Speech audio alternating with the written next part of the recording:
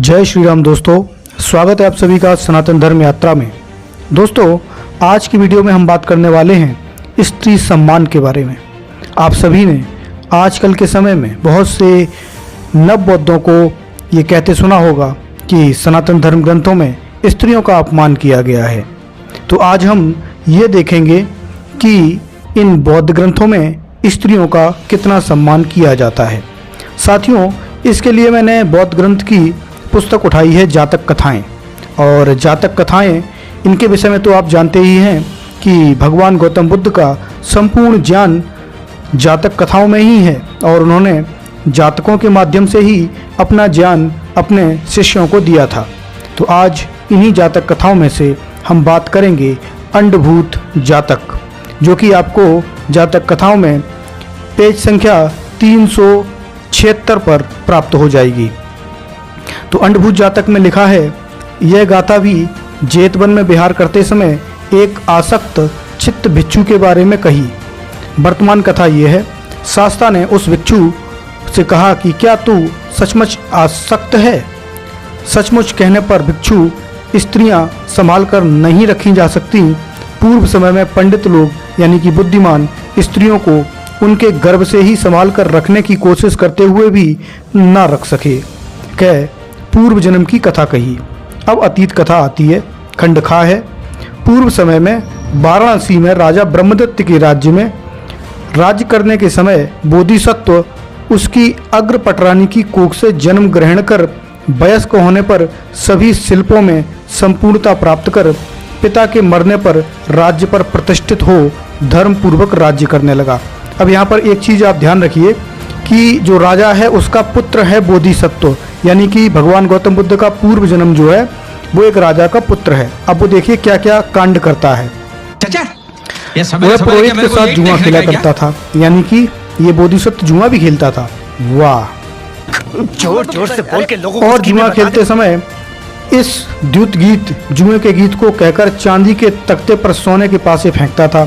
सब्बा नदी बंगता सब्बे कठमया बना, सब तिथ्यो परे करे पापम लब माना निवात के।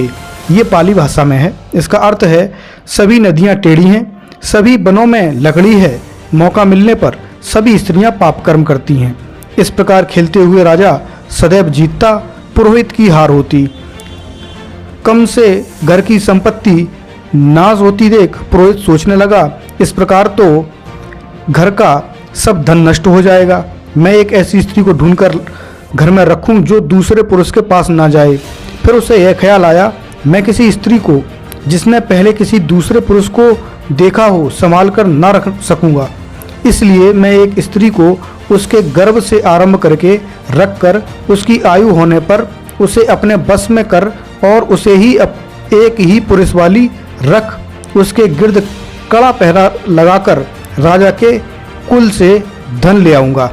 यह अंक विद्या में होशियार था। सो उसने एक दरिद्र गर्भिणी स्त्री को देख लड़की उत्पन्न करेगी जान उसे बोला खर्चा दे घर में रखा।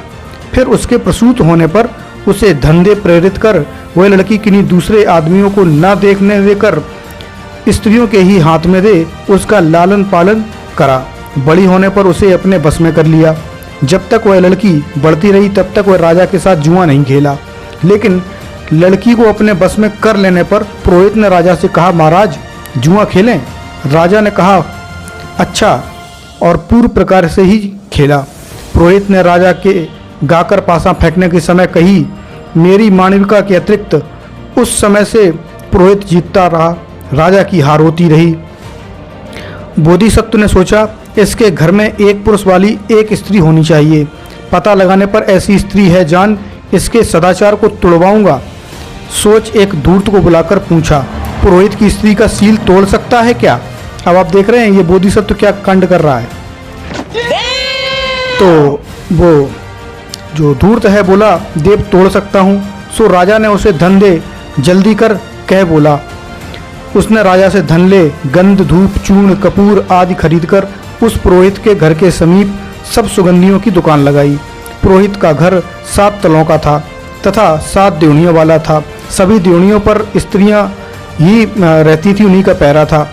ब्राह्मणों को छोड़कर और कोई आदमी घर में नहीं घुस सकता था। कूड़ा फेंकने की टोकरी भी देखकर ही अंदर आने जाने की दी जाती थी। उस मानविका को केवल वह पुरोहित ही देख सकता था। हाँ, उसकी एक स्त्री परिचारिका थी। वह परिचारिका गंध पुष्प खरीद कर ले जाती थी। उस धूर्त ने दुकान के समीप से ही होकर जाती थी। उस धूर्त ने यह उसकी परिचारिका है अच्छी तरह जान एक दिन आती देख दुकान से उठ जाकर उसके पैरों में गिरकर दोनों हाथों से पैरों को जोड़कर पकड़कर माँ इतने समय तक तू कहाँ थी कह रोना आरंभ कर दिया।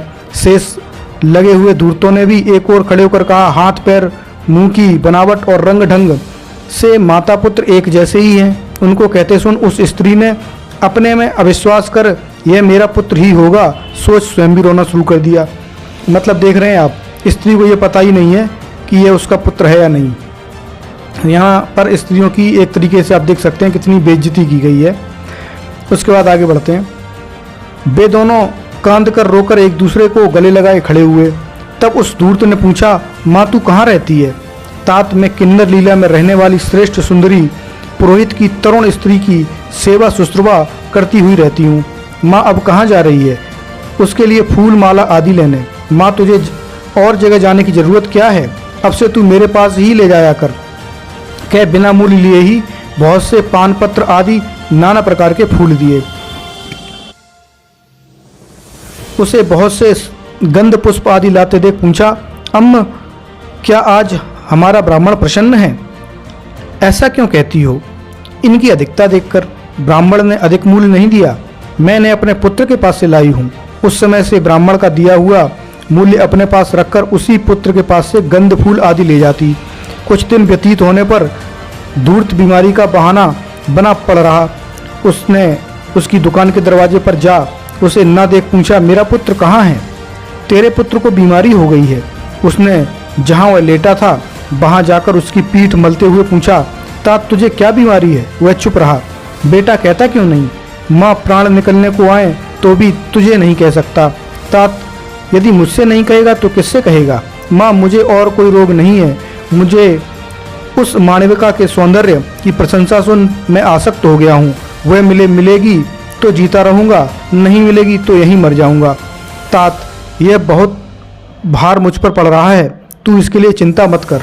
कह उसे आश्वासन दे, बहुत से गंध फूल आदि ले मानविका के पास जाकर उसे कहा, अम्म मुझसे तेरी प्रशंसा सुन मेरा पुत्र तुझ पर आसक्त हो गया है, इस विषय में क्या करूं?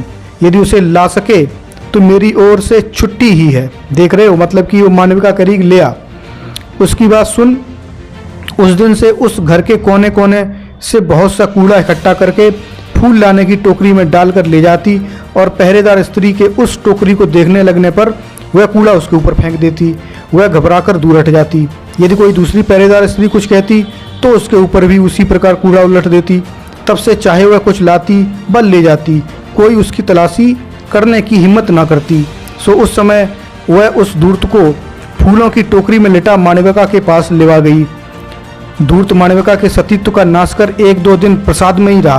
पुरोहित के बाहर चले जाने पर दोनों रमण करते, उसके आने पर धूर्त छिपा रहता। 1-2 दिन बीतने पर उसने कहा, स्वामी अब तुझे जाना चाहिए, मैं ब्राह्मण को एक थप्पड़ मारकर जाना चाहता हूँ। अच्छा ऐसा हो, कह उसने धूर्त को छिपाकर ब्राह्मण के आने पर कहा, आर्य मैं चाहती हूँ कि तुम बीणा बजाओ और मैं नाचूं। भद्रे अच्छा नाचो, कह बीणा बजाने लगा। तुम्हारे देखते नाचते लज्जा आती है, तुम्हारा मुंह वस्त्र से बांध कर नाचूंगी, यदि लज्जा लगती है तो वैसा कर लें। मालविका ने घना वस्त्र ले उसकी आंखें ढकते हुए मुंह पर कपड़ा बांध दिया। ब्राह्मण मुंह बंधवाकर बीणा बजाने लगा। उसने थोड़ी देर और नाचकर कहा, आर्य जी चाहता कि तुम्हारे सिर पर एक थप्पड़ मारूं। स्त्री के लोभ में फंसे हुए ब्राह्मण ने किसी भीतरी बात को न जानकर कहा, मार। मालविका ने धूर्त को इशारा किया। उसने हल्के से या ब्राह्मण की पीठ के पीछे खड़े हो उसके सिर पर कोहनी से प्रहार किया। ब्राह्मण की आंखें गिरने वाली सी हो गईं, सिर में फोड़ा पड़ गया। उसने दर्द से पीड़ित होकर कहा, अपना हाथ ला। ब्राह्मण तरुणी ने अपना हाथ उठाकर उसके हाथ में रख दिया। ब्राह्मण बोला, हाथ तो कोमल है लेकिन प्रहार कड़ा है। ब्राह्मण को मारकर धूर्त छिप रहा। धूर्त के छिपे रहने पर ब्राह्मण तरुणी ने ब्राह्मण के मुख से कपड़ा खोल तेल लेकर सिर में चोट की जगह पर मला। ब्राह्मण के बाहर जाने पर उस स्त्री ने फिर उस धूर्त को टोकरी में लिटाया और बाहर ले गई। उसने राजा के पास जाकर सब हाल कह सुनाया। राजा ने अपनी सेवा में आए ब्राह्मण को कहा, आओ ब्राह्मण जुआ खेलें। महाराज अच्छा। राजा ने द्युत मंडल तैयार करवा पहली की तरह से जुआ गीत गाकर पासा फेंका। ब्राह्मण ने मानविका के तप के खंडन के रहते की बात न जानते हुए मेरी मानविका के अतिरिक्त ऐसा कहने पर भी वह हार गया। राजा ने जानकर कहा, ब्राह्मण अतिरिक्त क्या कह रहे हो? तुम्हारी मानविका का सतीत्व भ्रष्ट हो गया है। तुम समझते थे कि शुरू से गर्भ से संभाल कर रखने से, 7 जगहों पर पहरा लगा कर रखने से तुम स्त्री को संभाल कर रख सकोगे। स्त्री को गोद में लेकर साथ लिए फिरने से भी उसे संभाल कर रखा नहीं जा सकता। ऐसी कोई स्त्री नहीं है जो एक ही पुरुष वाली हो।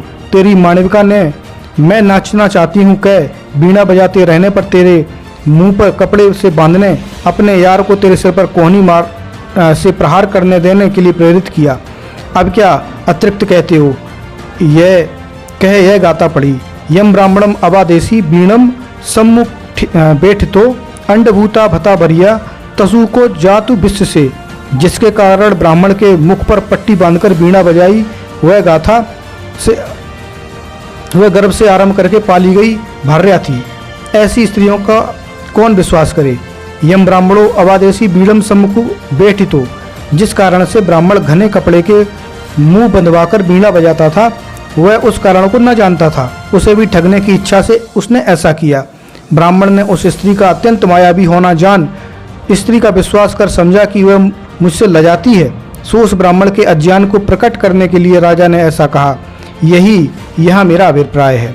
अंडभूता भता भरिया, अंड कहते हैं कि बीज को, बीज भूता अर्थात माता की कोख से निकलते ही लाई गई, भता अथवा पाली गई वह कौन? भार्या, प्रजापति, पाद परिचारिका, भोजन वस्त्रादि भरने पड़ने से, टूटे संयम वाली होने से अथवा लोक धर्मों में भारी होने से भार्या, तासु को जासु जिससे, तासु संपूर्णता कोख से आरंभ करके पाली गई भार्याओं के इस प्रकार विकृत आचरण करने पर कौन बुद्धिमान आदमी उनका संपूर्णता विश्वास करे? अर्थात यह मेरे प्रति निर्विकार है, ऐसा कौन विश्वास करे? पाप कर्म का आमंत्रण निमंत्रण करने वालों के रहने पर स्त्री की रक्षा नहीं की जा सकती। इस प्रकार बोधिसत्व ने ब्राह्मण को धर्मोपदेश दिया और ब्राह्मण ने बोधिसत्व का धर्मोपदेश सुन घर जाकर मानविका से पूछा, तूने इस प्रकार का पाप कर्म किया? तो मानविका बोली, आर्य ऐसा किसने कहा? नहीं किया, प्रहार मैंने ही दिया और किसी ने नहीं। यदि विश्वास ना हो तो मैं तुझे छोड़ किसी दूसरे पुरुष के हस्त स्पर्श को नहीं जानती। ऐसी सत्य क्रिया कर अग्नि में प्रविष्ट हो, तुझे विश्वास कराऊंगी। ब्राह्मण ने ऐसा हो कह लकड़ी का बड़ा ढेर लगाया, उसमें आग दे उसे बुलवाकर कहा, यदि अपने पर विश्वास है तो अग्नि में प्रविष्ट हो। मालविका ने अपनी परिचारिका को पहले से ही सिखा पड़ा रखा था। अम्म तू अपने पुत्र से कह कि वह मेरे अग्नि प्रवेश करते समय वहां जाकर मेरा हाथ पकड़ ले। उसने वैसा कहा। धूर्त आकर परिषद के बीच में खड़ा हो गया। ब्राह्मण को ठगने की इच्छा से मालविका ने जन समूह के बीच खड़े होकर कहा, ब्राह्मण मैं तुझे छोड़ किसी अन्य पुरुष के हस्त स्पर्श को नहीं जानती। मेरे सत्य के बल से यह अग्नि मुझे न जलाए। यह कह वह आग में घुसने को तैयार हुई। उसी क्षण उस धूर्त ने देखो इस पुरोहित ब्राह्मण के काम को, इस प्रकार की मालविका को आग में जलाना चाहता है। कहते हुए उस मालविका के हाथ को पकड़ लिया। उसने हाथ छुड़ा पुरोहित से कहा, आर्य मेरी सत्य क्रिया टूट गई है, अब मैं आग में प्रवेश नहीं कर सकती। कैसे? आज मैंने यह सत्य क्रिया की कि मेरे स्वामी को छोड़कर मैं किसी हस्त स्पर्श को नहीं जानती और अब मुझे इस आदमी ने हाथ से पकड़ लिया। ब्राह्मण जान गया कि इसने मुझे धोखा दिया है, सो उसने पीट कर बाहर निकाल दिया। यह स्त्रियां ऐसी असधर्मिणी होती हैं, कितना बड़ा भी पाप कर्म हो उसे अपने स्वामी को ठगने के लिए नहीं, मैं ऐसा नहीं करती हूँ करके प्रतिदिन शपथ खाती हैं। इस प्रकार यह अनेक चित्तों वाली होती हैं। इसलिए कहा गया है, ये पाली में लिखा हुआ है, मैं इसका हिंदी बता देता हूँ। ऐसी स्त्रियां जो चोर हैं, अतिबुद्धि हैं, जिनमें सत्य का मिलना दुर्लभ है, उनका भाव जल में गई मछली के पदचिन्ह की तरह दुर्जेय है। उनको झूठ वैसा ही है जैसा सत्य और सत्य वैसा ही जैसा झूठ। वह बहुत तृण के होने पर गाँव के अच्छा ही अच्छा खाने की तरह नए नए आदमी के साथ रमती हैं। यह चोर कठोर हिंस प्राणी सदृश चपलता में कंकर सदृशा स्त्रियां मनुष्य के ठगने की सब विधियों को जानती हैं। शास्त्रा ने इस प्रकार स्त्रियां संभाल कर नहीं रखी जा सकती। यह धर्मोपदेशना ला आर्य सत्य का प्रकाश किया। सत्यों के प्रकाशन के अंत में आसक्त चित्त भिक्षु स्त्रोपत्ति फल से प्रतिष्ठित हुआ। शास्ता ने भी मेल मिला जातक का सारांश निकाल दिया। उस समय वाराणसी नरेश मैं ही था। तो यहाँ पर देखा जो भगवान गौतम बुद्ध हैं वो एक बोधिसत्व के रूप में जन्मे थे और वो क्या कहते थे कि सभी नदियाँ टेढ़ी होती हैं, सभी वनों में लकड़ी है और सभी स्त्रियाँ पाप कर्म करती हैं। तो शायद जितने भी नवबौद्ध हैं इनके घर की स्त्रियाँ पाप कर्म करती होंगी। तो दोस्तों ये जानकारी आपको कैसी लगी कृपया कमेंट बॉक्स में बताइए। बने रहिए सनातन धर्म यात्रा के साथ और लेते रहिए रोचक एवं धार्मिक जानकारियाँ प्रमाणों के साथ। धन्यवाद। जय श्री राम।